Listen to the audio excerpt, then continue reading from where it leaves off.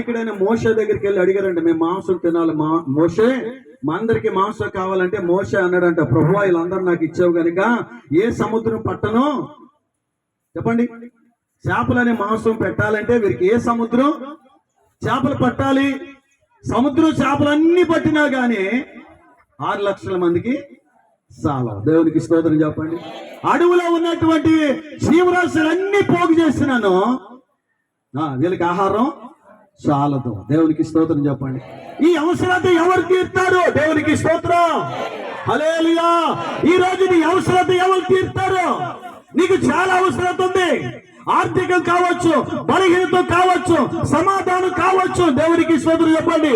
ఒకవేళ స్థలము కావచ్చు, వివాహం కావచ్చు, గర్భఫలము కావచ్చు. దేవునికి స్తోత్రం చెప్పండి. ఈ అవసరత మనుషులు తీర్చేది కాదు. ఈ అవసరత ఎవరు తీర్చాలంటే దేవుడు